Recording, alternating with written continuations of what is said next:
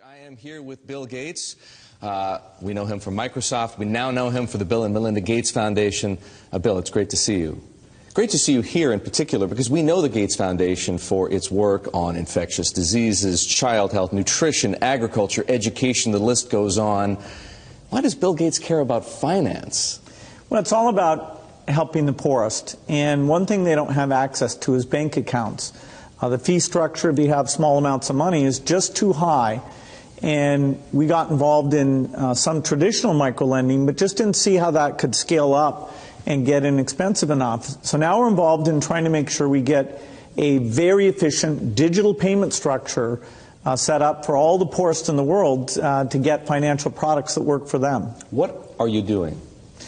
The idea is that typically through the cell phone, you should be able to send money to your relatives.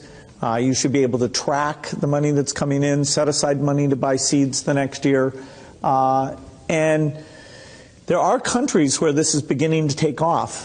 Kenya, Bangladesh, even Somalia, maybe the last country you'd suspect up in Somaliland. Almost half of the GDP is done digitally. I don't need to tell you that the poor have been unbanked for as long as there have been banks. Why is this time different?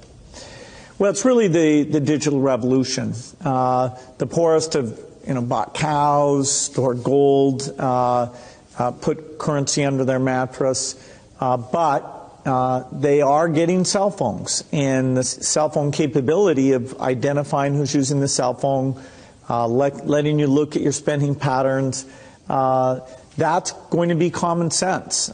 People are going to have help and lots of innovative products competing on top of this digital currency platform. So if technology, mobile phones for example, digital money, helps to increase access to financial services at the same time as it lowers the cost of delivery, why is philanthropy needed? Philanthropy should just be here to bootstrap this. There are a lot of regulations in this area, and understanding how those regulations can make the cost of remittances, where you're sending money back to your family in your country of origin, how right now that has about a 5% overhead on it.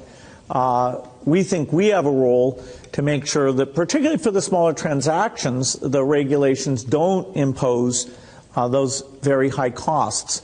Once this gets going, then we'll step up to the applications and say, okay, how does a savings application help the mother make sure money's focused on the kids? How does it help them stay in school, set money aside for the uniform or for good future planning? Some of what you just described, the need to move money from place to place, the cost of doing so, the overhead, as you put it, makes me think, believe it or not, of Bitcoin, because some people have said, hey, Bitcoin is the answer to those problems. Are you a believer? Well, Bitcoin is exciting because it shows how cheap it can be. Bitcoin is better than currency in that you don't have to be physically in the same place. And, of course, for large transactions, currency can get pretty inconvenient.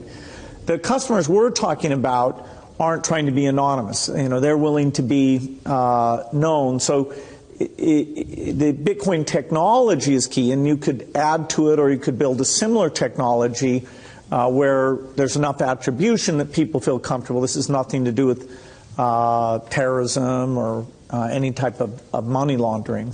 What kinds of people or private enterprises right now are helping to solve the same problems you're interested in?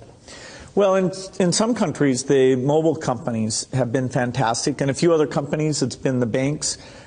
In some countries, it's a startup company that's neither a bank nor a mobile company. In Bangladesh, the bKash offering runs across any phone, and they've gotten the regulations so that they have a product that we think will get very, very pervasive. So entrepreneurs are there.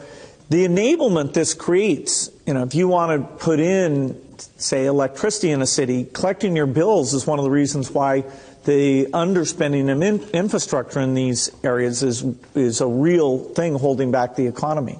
You mentioned banks. Are the legacy institutions, for the most part, banks, credit card companies, payment processors, friend or foe?